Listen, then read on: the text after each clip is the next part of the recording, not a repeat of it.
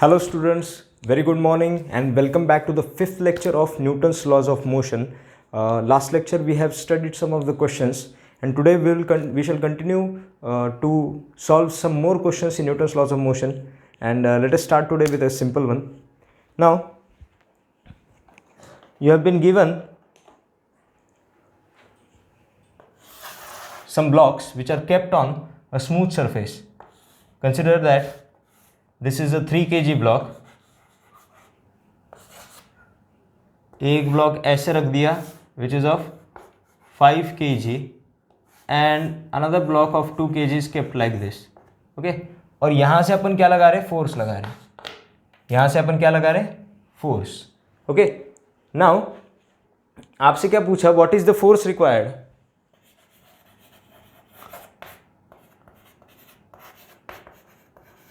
Force required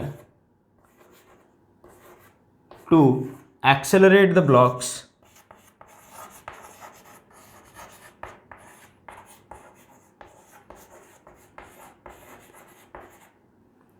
with an acceleration of 3 meter per second square. So what is the force required to accelerate the blocks with an acceleration of 3 meter per second square, and find normal reaction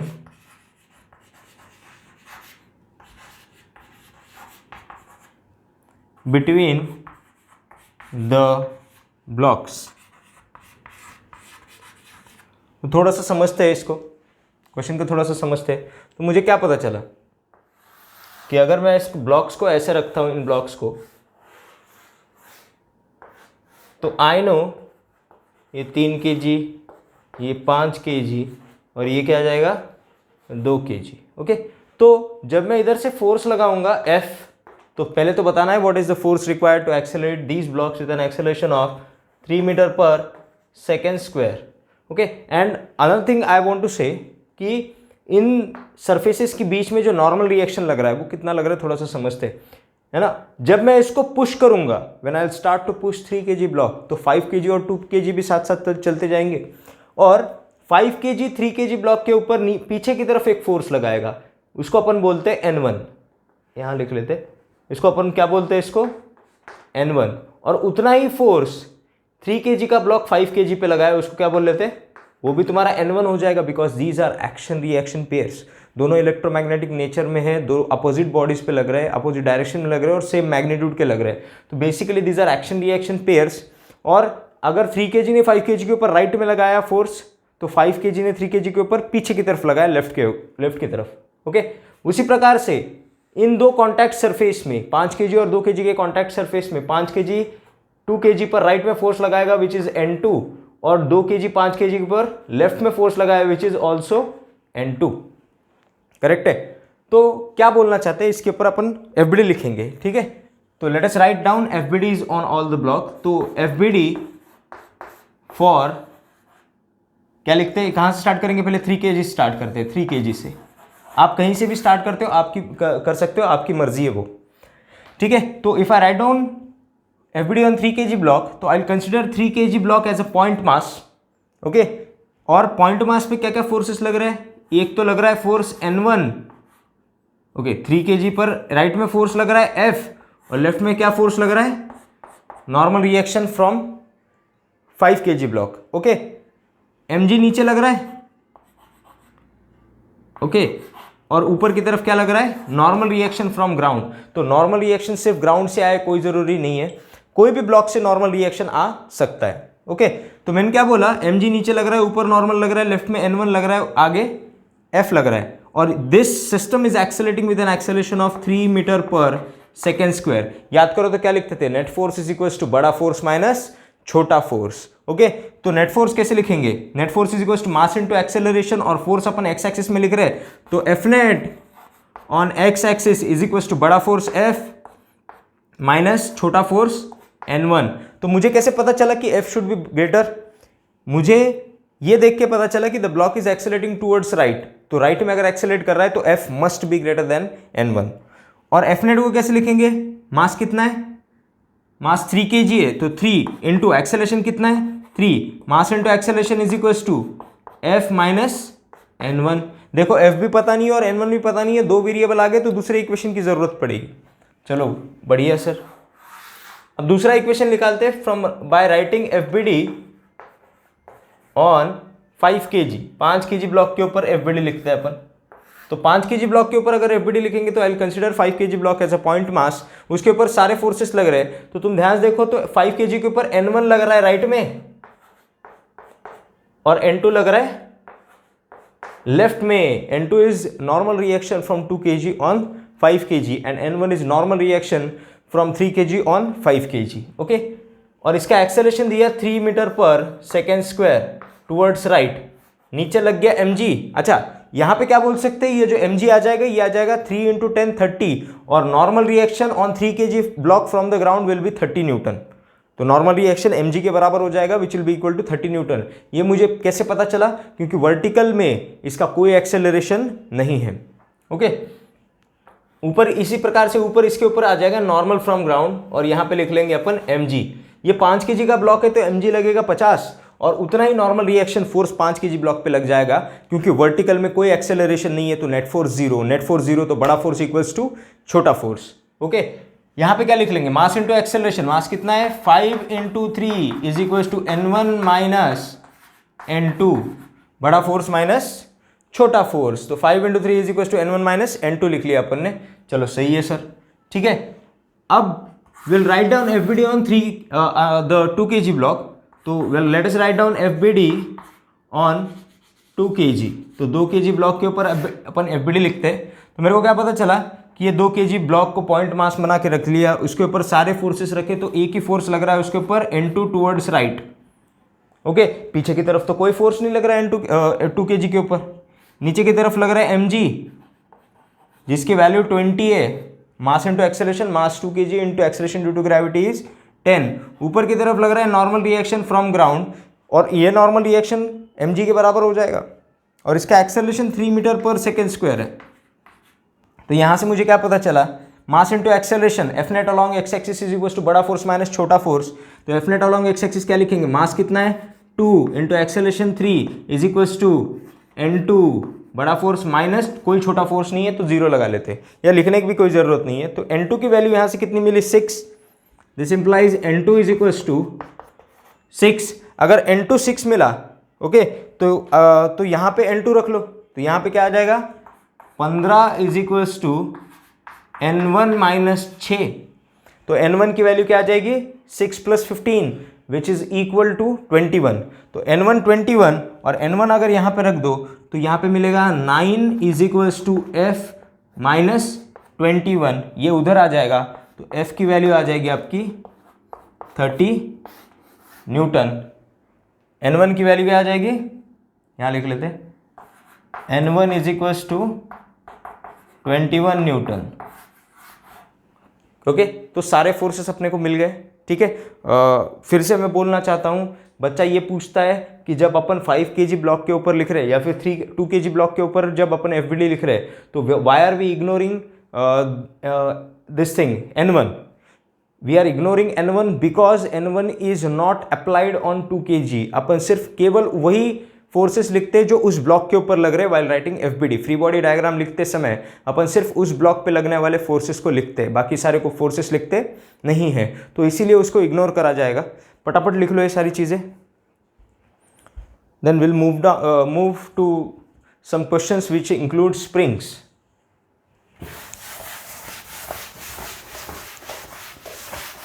कुछ question करते हैं जिसके अंदर springs involve हो।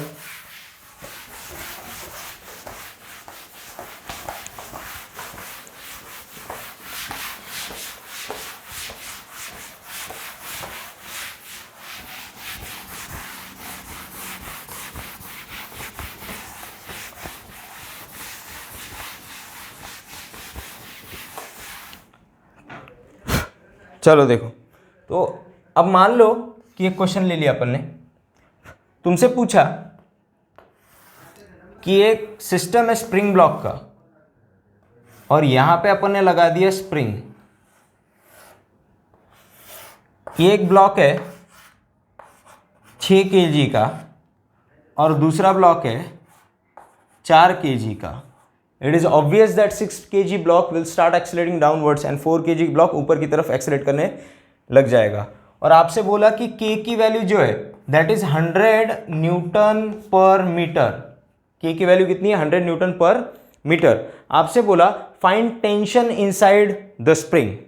क्या बोला? Find tension inside the spring. Spring के अंदर टेंशन बताओ कितना। तो तुम थोड़ा सा आपको समझ में आना चाहिए कि यहां पे टेंशन है ना। अच्छा, बच्चा क्या बोलता है? सबसे पहले सवाल लिख लेते हैं, फाइंड टेंशन इन स्प्रिंग। अगला सवाल अपन क्या लिखेंगे? Find extension.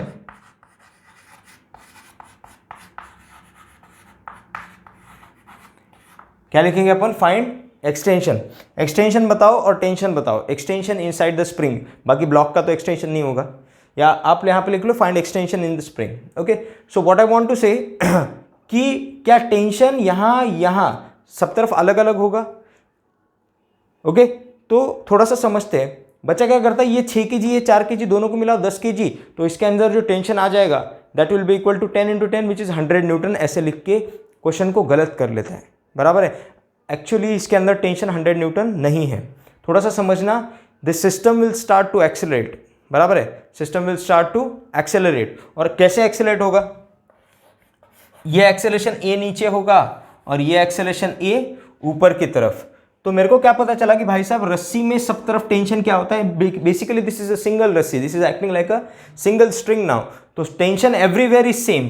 तो यहां अगर टेंशन टी ले लिया तो यहां टेंशन टी, स्प्रिंग्स के अंदर भी टेंशन टी टी, यहां पे भी टी टी और यहां पे भी टी टी। टेंशन सेम क्यों आया? क्योंकि रस्सी और spring are attached in a series. Okay, तो ये सीरीज में लगे हुए हैं, इसलिए उसमें टेंशन कैसे आया? सेम आया।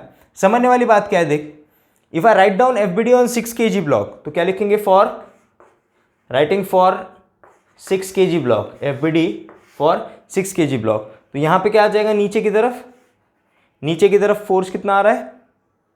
60 न्यूटन का, विच इज mg। ऊपर की तरफ क्या लग रहा है? टेंशन। ये वही सवाल है जो अपन पहले कर रहे थे। ओके, इसका एक्सेलरेशन a नीचे की तरफ, तो नेट फोर्स इक्वेशन क्या लिखेंगे? 6a is equal to 60 minus T. मैंने डायरेक्ट लिख लिया। Net force is equal to बड़ा फोर्स माइनस छोटा फोर्स। एक्सेलरेशन की डायरेक्शन डाउनवर्ड से, तो बड़ा force must be 60 and not T. Okay, writing FBD for 4 kg block, 4 kg block के लिए अगर FBD लिखते तो क्या पता चला? नेट फोर्स कहां पे? नीचे की तरफ क्या लग रहा है? इसके ऊपर 40, ऊपर की तरफ क्या लग रहा है? टेंशन। और इसका एक्सेलरेशन कहां होगा? एक्सेलरेशन होगा ऊपर की तरफ।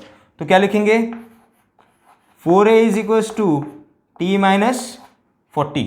Okay, if the block is accelerating upwards, तो मैं क्या बोल सकता हूँ? इसकी वजह से टेंशन ऊपर की तरफ ज़्यादा लगेगा एज कंपेयर टू 40। तो टेंशन बड़ा फोर्स होगा, 40 छोटा फोर्स होगा। तो नेट फोर्स क्या लिखेंगे? 4a is equal to T minus 40। अगर इन दोनों इक्वेशन को मिलाते और नीचे वाले इक्वेशन से टी की वैल्यू ऊपर रख देते, या फिर ऊपर से नीचे टेंशन की वैल्यू नीचे रख देते, तो मेरे को क्या पता चला? यहाँ से टेंशन की वैल्यू कितनी आ रही है? t is equal to 60 minus 6a। यहाँ पे रख, तो क्या लिखा? 4a is equal to 60 minus 6a minus 40। 6a उधर चला गया तो क्या आ जाएगा? 10a is equal to 60 minus 40 20। तो a की वैल्यू कितनी आ रही है? a की वैल्यू आ रही है 2 मीटर पर सेकेंड स्क्वायर। तो acceleration of the system will be 2 metre per second square. Now what about tension? यहाँ से टू कोई भी इक्वेशन में रखो, तो मेरे को क्या पता चला? t is equal to 60 minus 6 into 2। A की जगह पे मैंने क्या रख लिया? 2। तो ये क्या आ जाएगा? 48 न्यूटन। तो टेंशन की वैल्यू कितनी आ रही है? 48 न्यूटन आ रही है। तो मेरे को इसको देख के क्या पता चल रहा है कि tension inside the string is 48। तो what will be the tension inside the spring? Tension inside the spring will also be 48 because they are in series. Okay, तो 48 अगर टेंशन आ रहा है तो एक्सटेंशन कैसे लिखते हैं? Fs is equal to kx, या फिर tension is equal to kx। तो टेंशन की वैल्यू कितनी आ रही है? 48 इज इक्वल टू k की वैल्यू कितनी है? 100 टाइम्स x। तो x की वैल्यू कितनी आ रही है? ओके, x की वैल्यू कितनी आ रही है? 0.48 मीटर, या फिर इसी को लिख लेते हैं 48 सेंटीमीटर। फटाफट लिख लो। ये कैसे निकाला? इन टाइप्स के क्वेश्चंस के अंदर आपको है ना अपना लॉजिक नहीं लगाना, आपको क्या निकालना है, जब भी मुझे एक्सटेंशन पूछा जाएगा तो extension is directly proportional to the tension force inside the spring, तो स्प्रिंग फोर्स के बराबर प्रोपोर्शनल टेंशन होता है, तो सॉरी स्प्रिंग फोर्स के बराबर एक्सटेंशन होता है, तो मुझे अगर एक्सटेंशन निकालना है तो I must know the tension inside the spring, बाकी सारी चीज़ें भूल जाओ। ओके फटाफट लिख लो।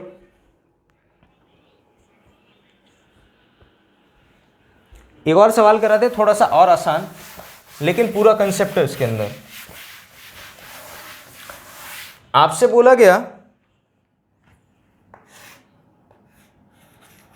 कि ये एक स्प्रिंग है, this is a spring balance and this is a spring balance, both are identical. ये दोनों स्प्रिंग बैलेंसेस कैसे हैं? Both are identical and a 5 kg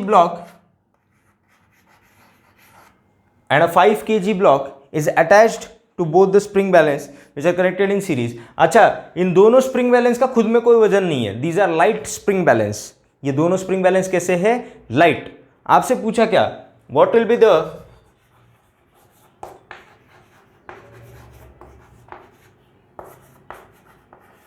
reading on spring balance 1 and 2। अच्छा बच्चे ये याद रखें, जब भी है ना मैं कोई शॉर्टकट लगा रहा हूं ना, एब्रीवेशन लिख रहा हूं, तो आप पूरा लिखा करें स्प्रिंग बैलेंस अच्छे से, ओके, ताकि बाद में जब रिवीजन करो तो कोई प्रॉब्लम नहीं आए। तो मेरे से पूछा what will be the reading on spring balance, तो पहले और दूसरे स्प्रिंग बैलेंस के अंदर रीडिंग क्या आ जाएगी, थोड़ा सा समझते हैं। इसको फर्स्ट स्प्रिंग बैलेंस लगा लेते और ये तुम्हारा हो गया सेकेंड स्प्रिंग बैलेंस, तो दोनों के ऊपर रीडिंग कितनी आ रही है थोड़ा सा समझते हैं। देखो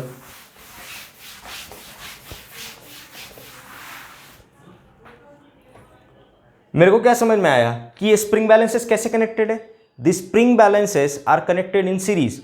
तो दोनों स्प्रिंग्स के अंदर, जो स्प्रिंग बैलेंस के अंदर है, दोनों स्प्रिंग्स के अंदर जो टेंशन होगा वो सेम होगा, और नीचे वाले स्प्रिंग बैलेंस का कोई मास नहीं है, तो जो टेंशन होगा वो किसके बराबर होगा, थोड़ा सा समझते हैं। 5 kg ब्लॉक के ऊपर इधर क्या लग रहा है, टेंशन T, तो इधर इसके अंदर टेंशन T आ जाएगा, T आ जाएगा, टेंशन सब तरफ क्या आ जाएगा, T आ जाएगा। तो इस पूरे स्प्रिंग में, थ्रू आउट स्प्रिंग बैलेंस में टेंशन कितना है, T है।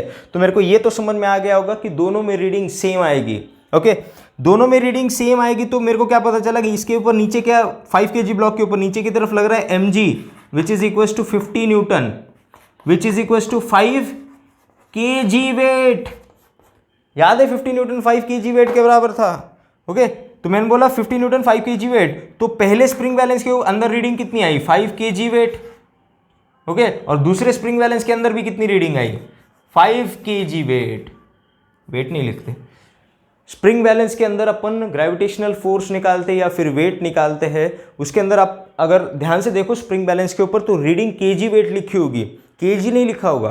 केजी इज मास, याद रखना केजी क्या होता है, मास होता है। While the reading on spring balance is in kg weight. Spring balance के अंदर जो रीडिंग होती है वो किसके अंदर होती है, वो केजी वेट के अंदर होती है, बराबर है। तो आपको ये पता होना चाहिए कि वो जो रीडिंग है वो केजी वेट के अंदर होगी, केजी के अंदर नहीं होगी, because spring balance calculates gravitation force which is weight and not the mass. Okay, अच्छा, तो both of the readings will be same and which are 5 kg 5 kg weight, 5 kg weight 5 kg weight. Okay, now if the spring balance are connected in fashion something like this,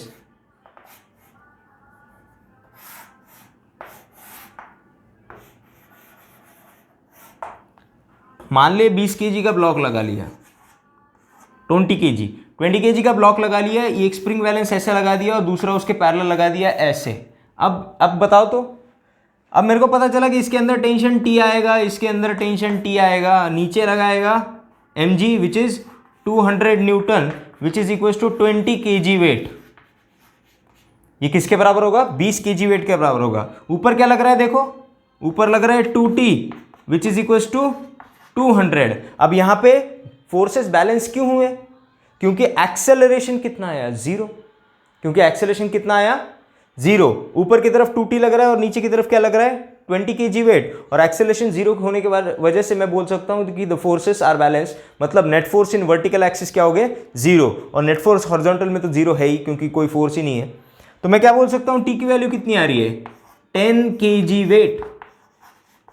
मतलब इस spring में जो reading आएगी वो 10 kg की आएगी और दूसरे स्प्रिंग में भी रीडिंग कितने की आएगी, 10 kg की आएगी। जब स्प्रिंग्स को मैंने पैरेलल में लगाया तो जो वेट है वो क्या हो गया, डिस्ट्रीब्यूट हो गया। जब सीरीज में लगाया तो वेट डिस्ट्रीब्यूट हुआ नहीं हुआ। ओके, अच्छा ये लिख लो फटाफट, सीरीज और पैरेलल में क्या होता है थोड़ा सा लिख लो।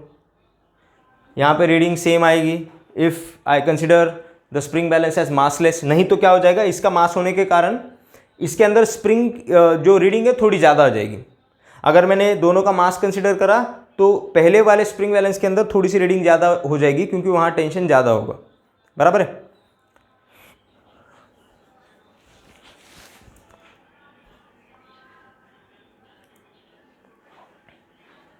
चलो moving on to the next part.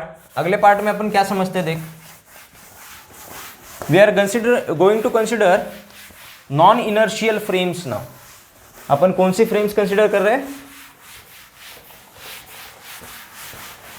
Upon non inertial frames consider करने वाले हैं।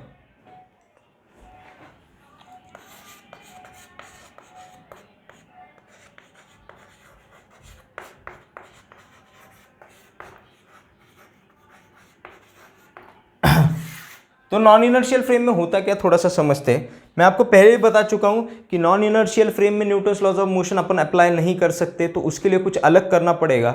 नॉन इनर्शियल फ्रेम में अगर न्यूटन्स लॉज ऑफ मोशन को मुझे अप्लाई करना है तो वो क्या चीज़ करनी चाहिए वो मुझे अभी पता चलेगी।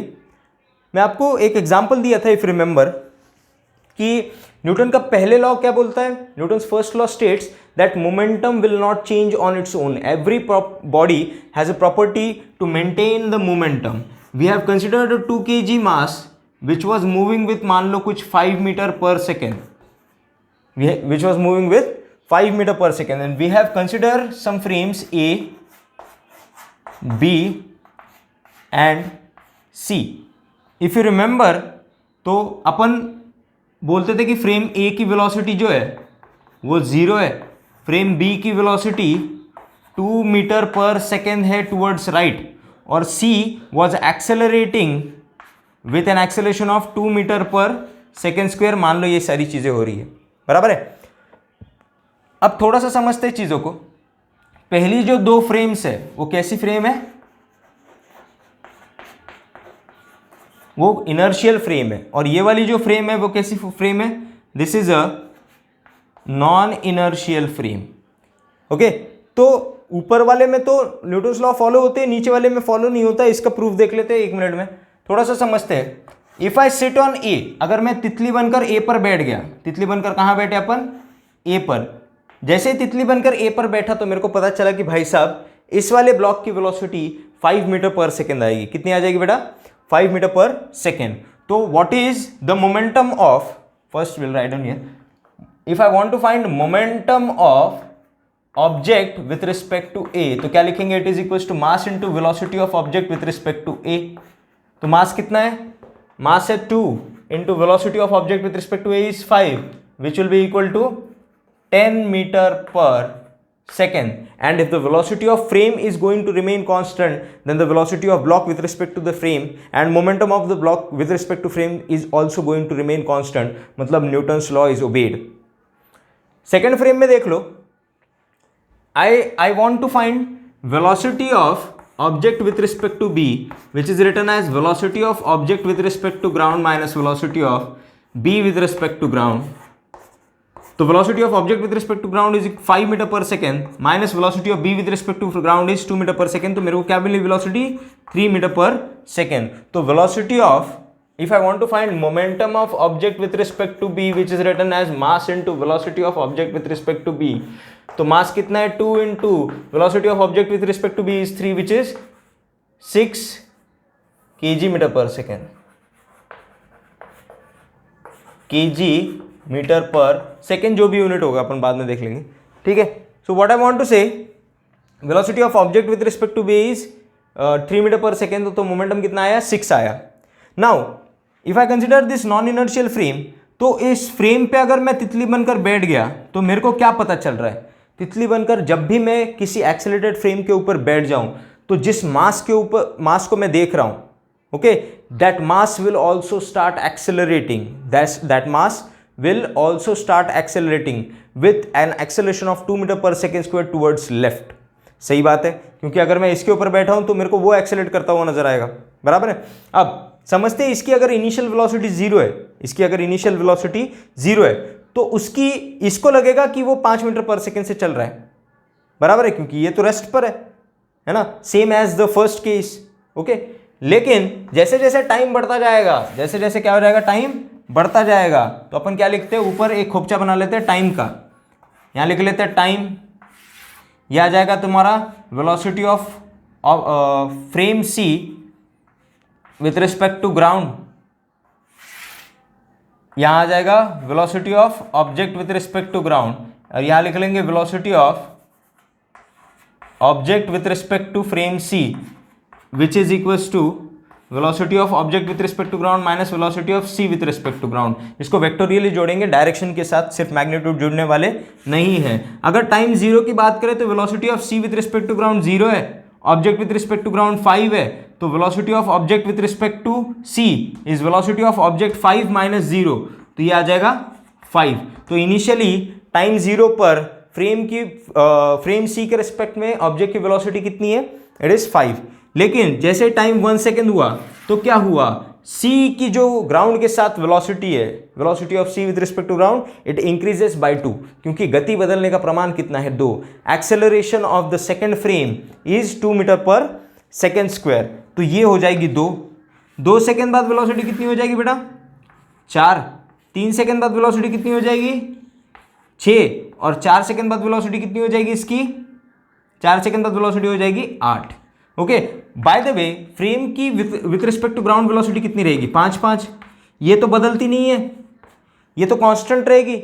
इसको अगर बदलना है, इसका मोमेंटम अगर बदलना है तो एक्सटर्नली फोर्स लगाना पड़ेगा, यही तो सेकंड लॉ ने बताया। सेकंड लॉ ने क्या बोला कि अगर मैं एक रुके हुए बॉडी को चलाना है, अगर मुझे एक रुके हुए बॉडी को चलाना है या चलती हुई बॉडी को रुकाना है या फिर किसी स्ट्रेट चल रही बॉडी का डायरेक्शन बदलना है, तो मुझे एक्सटर्नल फोर्स अप्लाई करना चाहिए। This was the statement of second law.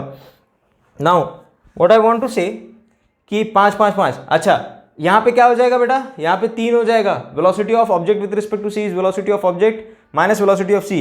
Velocity of object is 5 with respect to ground and velocity of frame C with respect to ground has become 2 now. तो ये 3 हो गया, 5 माइनस 2 इज 3।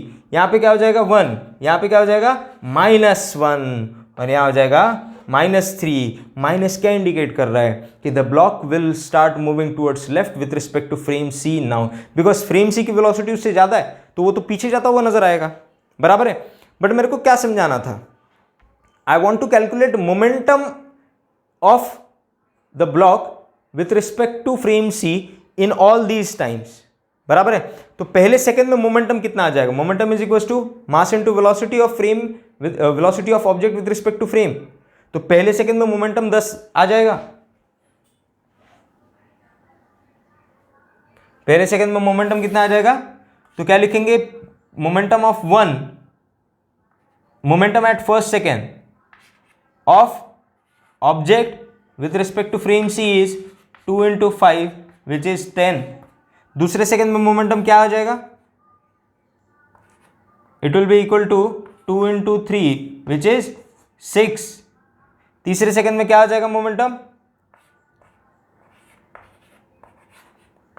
तीसरे second में आ जाएगा 2 into 1 which is 2। चौथे second में क्या आ जाएगा P4, ये आ जाएगा 2 into -1 which is equal to -2। And you can clearly see कि हर सेकंड मोमेंटम कितने से बदल रहा है, चेंज इन मोमेंटम इज 4। ये चेंज इन मोमेंटम ही क्या होता है, this is change in momentum, in momentum per unit time, है ना। हर सेकेंड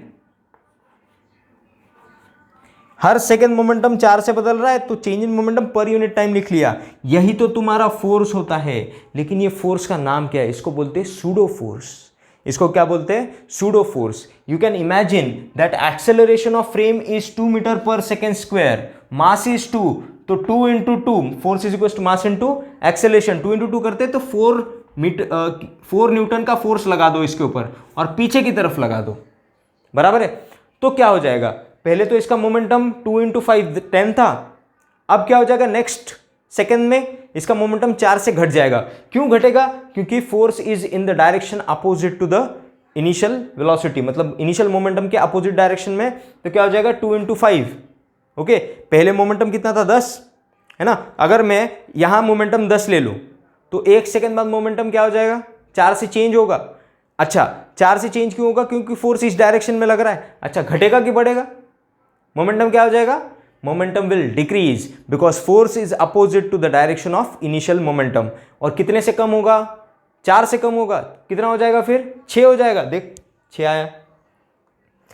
फिर दूसरे सेकंड बाद कितना होगा, और 4 से कम हो जाएगा, पहले 10 था, 1 सेकंड बाद 6 हुआ, और 4 से कम करने के बाद कितना हो जाएगा 2, देखो 2 आ रहा है, अरे सही है ना। तो basically what I want to say कि सूडो फोर्स यहां पे मोमेंटम को चेंज करा रहा है, सूडो फोर्स क्या करा रहा है यहां पे, मोमेंटम को चेंज करा रहा है। तो है ना, फटाफट ये जो भी है वो लिख लो, अपन सूडो फोर्स के बारे में डिस्कशन करते हैं, यहां तक लिख लो, let us discuss pseudo force then.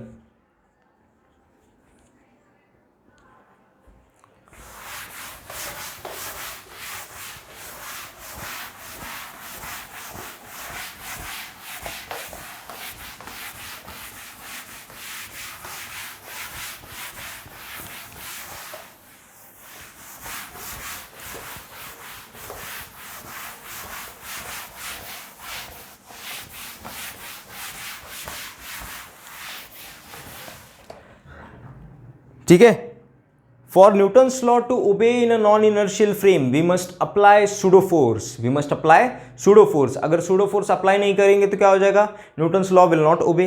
तो ओबे कराने के लिए न्यूटन ने क्या तरकीब निकाली, उन्होंने बोला भाई साहब सूडो फोर्स लगा दो, है ना। जब भी इनर्शियल नॉन इनर्शियल फ्रेम के रिस्पेक्ट में अपन प्रॉब्लम को सॉल्व कर रहे हैं तो अपन सूडो फोर्स लगा देंगे, तो सारी चीजें सही हो जाएगी। ठीक है, एक छोटा सा एग्जाम्पल करते हैं।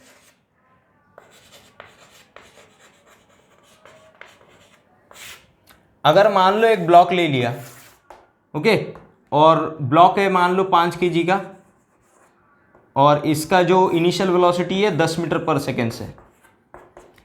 Now you have a frame, जैसे सी ली थी ना वैसे एक फ्रेम को नाम दे देते ए, ये ऑब्जेक्ट है, और ये जो सी फ्रेम चल रही है it is moving with an acceleration of 2 metre per second square, 2 metre per second square. आपको बताना है what will B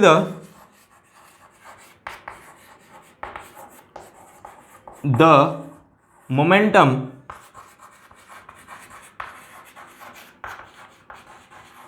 of block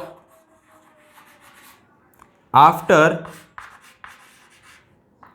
कितना सेकेंड, मान ले 2 सेकेंड्स। ठीक है, इनिशियली मोमेंटम कितना है, फ्रेम की इनिशियल वेलोसिटी 0 दे दी, u0, फ्रेम की इनिशियल वेलोसिटी 0 दे दी, तो इनिशियल मोमेंटम कितना आ जाएगा 5 × 10 विच इज 50।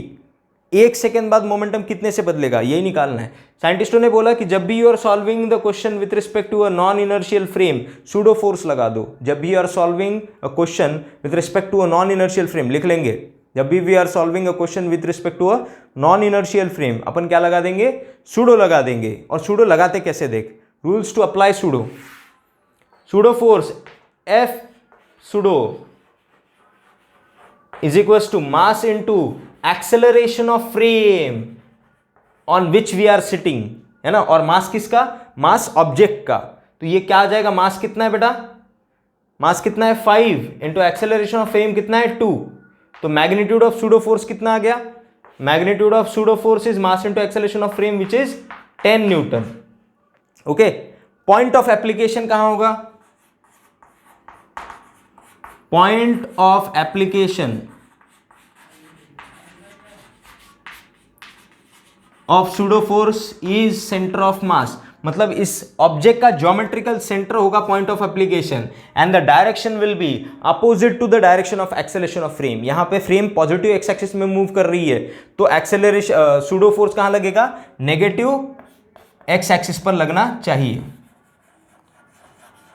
तो pseudo force will be acted opposite to the direction, क्या लिख लेंगे, opposite to acceleration of frame. अब क्या है, अब सूडो निकालना बहुत आसान है, अब मोमेंटम निकालना बहुत आसान है। इनिशियल मोमेंटम क्या लिखेंगे, P initial is equals to 50, P initial is equals to 50। मेरे को बोला change in momentum per unit time is given as 10, यही तो फोर्स होता है तुम्हारा, rate of change in momentum per unit time force का ओरिजिनल डेफिनेशन है, मास इनटू एक्सेलरेशन मत बोल देना, गलत हो जाएगा वो, ठीक है। तो change in momentum per unit time कितना हो जाता है बेटा, it is 10। Change in momentum क्या हो जाएगा, चेंज इन मोमेंटम को क्या लिख सकते हैं, final momentum minus initial momentum divided by time, time कितना ले लिया 2 into 10, okay. And if we solve तो फाइनल मोमेंटम क्या आ जाएगा, P final minus initial momentum कितना है, इनिशियल मोमेंटम कितना है 50 divided by 2 is equals to, force ले लेंगे -10। थोड़ा सा समझना क्या किया मैंने, अगर मैंने इनिशियल मोमेंटम को साइड में, राइट साइड में, ओके, और अगर मैंने राइट साइड को पॉजिटिव माना तो फोर्स लेफ्ट साइड में लग रहा है which is equals to negative, तो इसलिए मैंने यहाँ पे -10 लिखा है, थोड़ा अच्छे से लिखते, तो ये आ जाएगा -10। एंड इफ यू सॉल्व तो विल गेट 2 इंटू -10 20, और ये क्या हो जाएगा -50, उधर जाके +50, तो अपन क्या लिखते हैं, थोड़ा सा अच्छे से करते हैं, इज इक्वल्स टू -10, ओके। जगह बनाते, देख यहाँ पे मैंने थोड़ा सा ऐसे करके लिख लिया, ठीक है। तो मैं क्या लिखूंगा, P final is equals to -20 + 50 which is equals to 30। सही भी है, कैसे करेंगे सोचना, ठीक है। मैंने बोला कि इनिशियली मोमेंटम 50 था, प्रति सेकंड मोमेंटम कितने से बदल रहा है, 10 से, 2 सेकंड बाद मोमेंटम 20 से बदलेगा, और बढ़ेगा कि घटेगा, देख अपोजिट डायरेक्शन में लग रहा है तो घट जाएगा, तो 50 में से 20 निकालो तो 30 आ रहा है। ओरल था, थोड़ा सा समझते हैं और फटाफट लिखते हैं, ठीक है। अच्छा, अगर मोमेंटम इसका, अगर इसका मोमेंटम ये हुआ है 30 हो गया है, तो what is the velocity, velocity निकाल सकते हैं क्या, हाँ बिल्कुल निकाल सकते हैं। Momentum is product of mass into velocity of object at with respect to the frame at that time. तो क्या लिखेंगे, मोमेंटम कितना है 30 is equals to mass into velocity of object with respect to frame at that time. तो आप देखो velocity of object with respect to C हुआ 6 metres पर सेकेंड। सही भी है, क्योंकि वेलोसिटी बदलने का जो प्रमाण है वो 2 है, rate of change in velocity कितना है 2, because acceleration of frame is 2, okay. तो प्रति सेकंड वेलोसिटी कितने से घटेगी, घटेगी क्यों, क्योंकि ये इधर की तरफ एक्सीलरेट हो रहा है, तो वेलोसिटी उधर की तरफ घटनी चाहिए, बराबर है। तो 2 से घटेगी तो 2 सेकंड बाद 4 से घटेगी, प्रति सेकंड 2 से घटेगी तो 2 सेकंड बाद 4 से घटेगी, और पहले 10 थी तो बाद में 6 हो जाएगी, देख सही हो रहा है, जो समझ रहे, मतलब we are now relating the Newton's laws of motion with kinematics, ठीक है। थोड़ा सा तेज हो गया तो इसको अच्छे से 2-3 बार देख लो इस सेगमेंट को, ठीक है। Now moving to the questions of frame, we will solve this question in elevator problems, या फिर जिसको लिफ्ट प्रॉब्लम भी बोलते हैं, ठीक है। मैं थोड़ा सा इंट्रोडक्शन देना चाहता हूँ। एलिवेटर प्रॉब्लम से ही आइंस्टाइन ने ये बताया कि ग्रेविटी ही एक्सेलरेशन होता है, gravity is nothing but, gravitation force produce nothing but acceleration, बराबर है। न्यूटन ने ये बताया था कि फोर्स कितना होता है, he told us the magnitude of force. उन्होंने क्या बोला था, उन्होंने अपने को मैग्नीट्यूड ऑफ फोर्स निकालना सिखाया था, लेकिन फोर्स आता कहाँ से है और फोर्स करता क्या है, ओके। तो ये सारा जनरल थ्योरी ऑफ रिलेटिविटी ने आइंस्टाइन साहब ने बताया है, बराबर है, with the help of just a telescope, ये अलग बात है। तो आइंस्टाइन ने बोला कि ग्रेविटेशन फोर्स वर्क कैसे करता है, वो होता क्या है, बराबर है। मतलब उन्होंने जियोडिसिक्स दिए, जियोडिसिक्स बोल रहा हूँ मैं, उन्होंने एक जनरल थ्योरी ऑफ रिलेटिविटी दी, ठीक है, जो स्पेस टाइम के कर्वेचर को निकालने का अपने को ये करता है, हेल्प करता है, ठीक है। तो जो भी उन्होंने करा, आप आज भी अपन आइंस्टाइन का होमवर्क कर रहे 150 सालों से, तो मैं 2 शब्दों में बताना तो बहुत ज़्यादा मुश्किल है, ठीक है। लेकिन ये तो समझ लो कि ये जो फोर्सेस लग रहे हैं इसका नॉलेज अपने को न्यूटन ने दिया था, और जैसे मैंने समझाया वैसे ही है, बराबर। एलिवेटर प्रॉब्लम में अपन और उसका डिटेल में पढ़ते हैं, नॉन इनर्शियल फ्रेम को।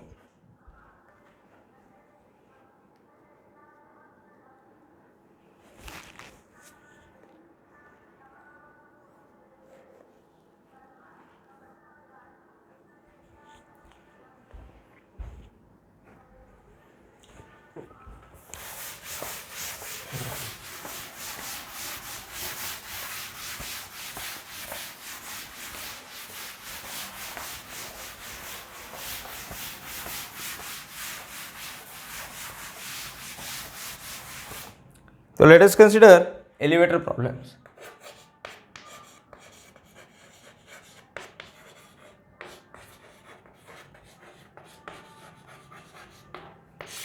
एलिवेटर प्रॉब्लम, एक लिफ्ट है जिसके अंदर इंसान बैठ गया। तो थोड़ा सा इंट्रोडक्शन देख लेते हैं। तीन चीजें अपन पढ़ेंगे। सबसे पहले तो लिफ्ट क्या होगी, स्टेज 1 में अगर मुझे ऊपर की तरफ जाना है तो क्या होगा, लिफ्ट विल एक्सेलरेट अपवर्ड्स, फिर कुछ देर के लिए कांस्टेंट वेलोसिटी से मूव करती है। तो स्टेज 2 में क्या होगा, मतलब सेकंड कंडीशन में वेलोसिटी उसकी कांस्टेंट हो जाएगी। और फिर क्या हो जाएगा स्टेज 3 में, क्या हो जाएगा, it will start accelerating downwards. क्योंकि एक्सेलेटिंग डाउनवर्ड्स क्यों होता है, क्योंकि मान ले कि जब मैं ऊपर चलने लगा तो मेरी वेलोसिटी बढ़ी, फिर कुछ टाइम के लिए कांस्टेंट हो गई। अब मेरे को वेलोसिटी को घटाना है, वेलोसिटी ऊपर की तरफ है तो मेरे को एक्सेलेरेशन कहाँ लगाना होगा, नीचे। ओके, तो होता क्या है देखो, जब मैं ऊपर की तरफ चलने लग गया तो यू कैन क्लियरली फील, जो भी एलिवेटर के अंदर बैठे होंगे, कि अपने को थोड़ा सा वेट नीचे की तरफ फील होता है। व्हाई, बिकॉज उस कंडीशन में अपने बॉडी के ऊपर एक नीचे की तरफ फोर्स लग रहा होगा which is called as pseudo force which has occurred due to change in inertia. बराबर है, अपने बॉडी का जो इनिशियल मोमेंटम होता है वो चेंज हो रहा है। बराबर है, और चेंज हो रहा है तो अपने ऊपर फोर्स लगने लगता है। ठीक है, और फोर्स कैसे लग रहा है, देखो नीचे की तरफ लग रहा है, opposite to the acceleration of frame. Okay, तो वो कौन सा फोर्स होगा, सूडो फोर्स होगा। ऊपर से कोई धक्का देता है क्या अपने को पता चलता है कि कहां से फोर्स लग रहा है, अपने को पता नहीं चलता। तो we don't know the direction of force, तो वो फोर्स अचानक से लगने लग जाता है तो वो कहां लगता है, नीचे की तरफ लगता है। बराबर है, which is opposite to the acceleration of frame के अपोजिट लगता है। और मैं अगर ऊपर जा रहा हूं तो मेरे पे सूडो कहां लगेगा, नीचे। अब थोड़ा सा ध्यान देखो, जब अपन कांस्टेंट वेलोसिटी से मूव करते हैं, तो कोई सूडो नहीं आता। पहले स्टेज 1 लिख लेते हैं। स्टेज 1 में क्या हो रहा है, लिफ्ट है, इट इज एक्सेलरेटिंग अपवर्ड्स, तो ऑब्जेक्ट के ऊपर सूडो फोर्स कहां लगेगा, नीचे लगेगा। अच्छा, नीचे एक और फोर्स लगेगा, mg भी लगेगा। ओके, और ऊपर की तरफ क्या लग जाएगा, normal reaction from the floor of the lift. बराबर है, तो अपने को ज्यादा वजन फील होने लगता है। यही नॉर्मल तो अपने को वजन का एहसास दिलाता है। बराबर है, स्टेज 2 में क्या हो रहा है, स्टेज 2 में